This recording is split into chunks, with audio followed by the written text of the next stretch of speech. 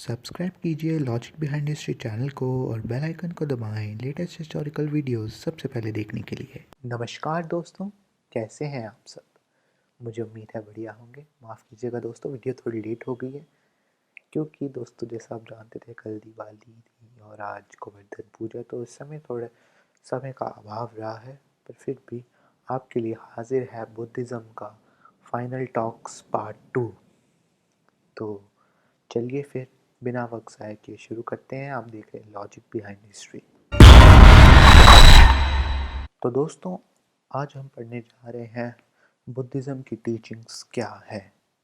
तो पहली टीचिंग जो है बुद्धा की वो थी कि हमें एक मिडिल पाथ फॉलो करना चाहिए।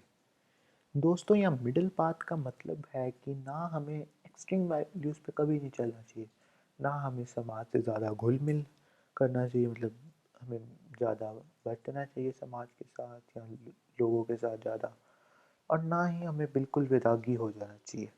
तो इन दोनों के बीच का जो पाथ है, आप थोड़ा समाज से मिलिए और थोड़ा विराग भी प्रैक्टिस कीजिए भगवान को याद करने के लिए। तो भगवान तो वो मानते नहीं थे, तो इसके बारे में मैं आपको आगे बताने वाला हूँ, तो वीडियो को बिल्कुल मिस मत कीजिएगा। तो अगला पॉइंट आता है कि हमें 4 नोबल ट्रुथ फॉलो करने चाहिए जिन्हें कहते हैं आर्य सत्य। आर्य मतलब सज्जन पुरुष जिन सत्यों का पालन करते हैं, उन सत्य का पालन, उस सत्य का पालन हम सबको करना चाहिए। पहला जो ट्रुथ है, सत्य है, वो सत्य ये है कि ये जो दुनिया है पूरी दुख से भरी हुई दुनिया, मतलब ये दुनिया जो है वो दुख का दूसरा नाम है। अगला क्या है कि जो इच्छा इंसान की तृष्णाएं हैं या इच्छा है, वो सब दुखों का मेन कारण है। ठीक है दोस्तों। अगला जो आता है कि वो है कि जो दुख है उनको हम जीत सकते हैं अगर हम अपनी तृष्णाओं को, इच्छाओं को काबू में कर लें। और जो तृष्णाएं हैं, इच्छाएं हैं, उनको हम जीत सकते हैं एक 8 फोल्ड पाथ फॉलो करके, जिसे बुद्धिज्म में अष्टांगिर का मार्ग कहते हैं। ठीक है दोस्तों, वो उसके बारे में अगली स्लाइड में बात कर रहे हैं, तो अगली स्लाइड पर आगे बढ़ते हैं। तो दोस्तों जो 8 फोल्ड पाथ है जिसे अष्टांगिर का मार्ग कहते हैं, उसमें सबसे पहला है राइट अंडरस्टैंडिंग। राइट अंडरस्टैंडिंग का यह मतलब है कि हमें हर चीज़ को सही तरह समझना चाहिए। राइट रिजॉल्व मतलब हमें हर कार्य का, हर जो मुश्किल आती है, हर दुविधा आती है, उससे सही तरह निपटना चाहिए, कभी जल्दबाजी में या कभी गलत तरह नहीं निपटना चाहिए। अगला आता है राइट स्पीच, मतलब सही तरह व्यवहार करो, दुनिया के साथ सही तरह बोलो। ठीक है दोस्तों, तो हमेशा दुनिया के साथ हमेशा सही तरह हमें बोलना चाहिए, कभी किसी के साथ रूखा खरा नहीं बोलना चाहिए। ठीक है दोस्तों। तो अगला आता है राइट एक्शन, हमें हर किसी के साथ सही व्यवहार करना चाहिए जो जिस व्यवहार के लायक है। अगर हम जैसे आजकल देखते हैं कि कोई रिक्शा वालों को बहुत बुरी तरह ट्रीट करते हैं, हालांकि वो अपनी मेहनत की कमाई खाते हैं, पर जो बड़े बड़े भ्रष्ट अधिकारी होते हैं उनके साथ बहुत अच्छे से व्यवहार करते हैं, तो यहाँ हम राइट एक्शन नहीं करते बुद्धिज़्म के अकॉर्डिंग। तो ये बुद्धिज़्म में कहा गया है कि हमें हमेशा हर किसी के साथ सही व्यवहार करना चाहिए। राइट लिविंग, सही तरह जियो, जितना हमारा मतलब है, कभी गलत रास्ते से ज़्यादा लैविश लाइफ जीने की कोई ज़रूरत नहीं है। जितना आपकी कमाई है उससे आराम से जियो। राइट एफर्ट, हमेशा सही जगह एफर्ट्स लगाओ, गलत जगह कभी एफर्ट्स मत लगाओ। जैसा कि हम देखते हैं आजकल क्या कहते हैं, ड्रग्स वगैरह की बहुत प्रॉब्लम आ रही है, क्योंकि जो लोग हैं जो ड्रग्स बेचते हैं वो अपनी एफर्ट्स को गलत जगह लगा रहे हैं देश को ख़राब करने के लिए। ठीक है दोस्तों। अगला आता है राइट थॉट, कभी गलती से भी मन में बुरा विचार मत लाइए, किसी के प्रति, अपने प्रति बुरा विचार कभी मत लाइए। ठीक है दोस्तों। और राइट सेल्फ कंसंट्रेशन, मतलब हमें हमेशा अपनी कंसंट्रेशन को एक जगह एकाग्र करके ही रखना चाहिए, क्योंकि कंसंट्रेशन से हम आधी दुनिया जीत सकते हैं। हर जगह कहा गया कंसंट्रेशन हमें हर काम करने में हमारी मदद करती है। जितना भी हम वर्क करें, कंसंट्रेशन होए, अगर हमारी कंसंट्रेशन पूरी है तो हम उस काम को बहुत आसानी से कर लेंगे।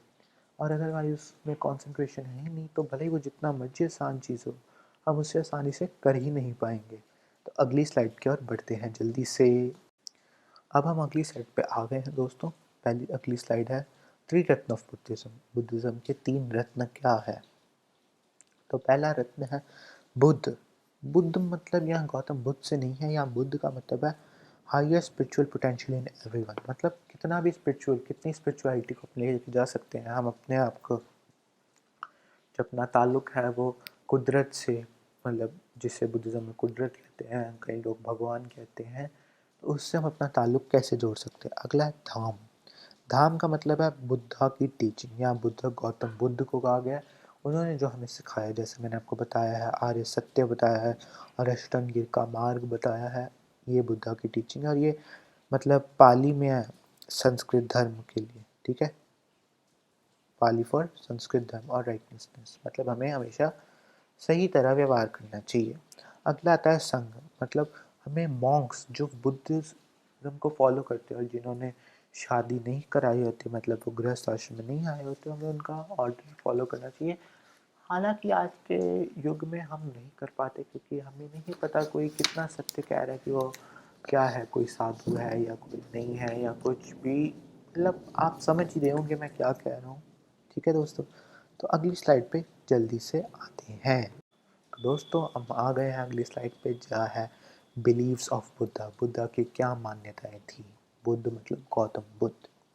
अब यहीं आपको थंबनेल की जो है पहली जो हेडिंग थी वो आपको मिल जाएगी, did not believe in God and soul. तो ये कोई क्लिक बेट नहीं था, ये एक ओरिजिनल थंबनेल था। ठीक है दोस्तों, तो बुद्धिस्ट में भगवान या आत्मा पे बिलीव नहीं किया जाता। हालांकि आज हम मानते हैं कि एक आत्मा है, ये साइंस ने भी प्रूव किया है। इस प्रूफ के बारे में फिर कभी किसी स्लाइड में बात करेंगे, वरना ये स्लाइड बहुत लंबी हो जाएगी। जो बुद्धा का मानना था कि कोई भगवान नहीं है, कोई भी आत्मा नहीं है। ठीक है दोस्तों, ऐसा मानना महावीर जी का भी था। तो अगला जो आता है उनका, वो कर्म और अहिंसा पे स्ट्रेस दे रहे थे। कर्म मतलब हमें अपना कार्य करते रहना चाहिए, और अहिंसा मतलब हमें कभी शस्त्र नहीं उठाना चाहिए। या अहिंसा का मतलब कंट्रोवर्शियल थोड़ा रहता है, कि अहिंसा हमें तब तक सही लगता है जब तक हम पे कोई प्रहार ना करे, पर अगर हम पे कोई प्रहार करे तो हमें भी उससे मुंह तोड़ जवाब देने से पीछे नहीं झुकना चाहिए। अब यहाँ बुद्धा जो थे वो वर्ण सिस्टम के बहुत विरोध में थे। महावीर भी विरोध में थे, पर उन्होंने कभी ऐसे सीधा जिक्र नहीं किया। पर जो गौतम बुद्ध थे, उन्होंने सीधा सीधा वर्ण सिस्टम पे प्रहार किया था। उन्होंने कहा था कि जन्म के आधार पर जो वर्ण सिस्टम है वो गलत है, और हम भी इसे गलत मानते हैं अगर ये जन्म के आधार पे हो। पर कर्म के आधार पे ये सोसाइटी को सही जगह प्रोडक्टिवनेस करने, प्रोडक्टिविटी सोसाइटी की बढ़ाने में मदद करता है। पर जो आज बर्थ के अनुसार पे है, मैं उसके कड़े विरोध में हूँ। जो जन्म के आधार पे वर्ण सिस्टम है वो कतई सही नहीं है।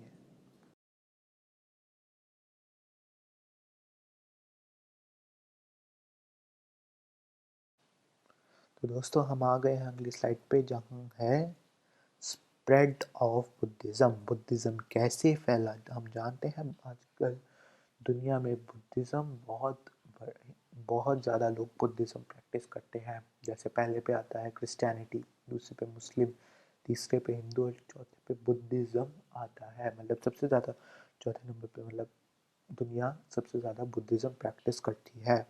ठीक है दोस्तों, तो इस पे हम आते हैं। अब ये बुद्धिज़्म है कहाँ कहाँ। बुद्धिज़्म के बारे में तो हमने जान लिया, अब जानते हैं ये कौन कौन सी कंट्री में मिलता है। हालांकि बुद्धिज़्म का जन्म भारत में हुआ है, पर भारत से ज़्यादा ये कहीं और मिलता है, और वो जगह है म्यांमार, श्रीलंका, चाइना में बेसिकली तिब्बत। तिब्बत में मिलता है, बाकी चाइना तो कॉन्फ्यूशनिज्म फॉलो करती है।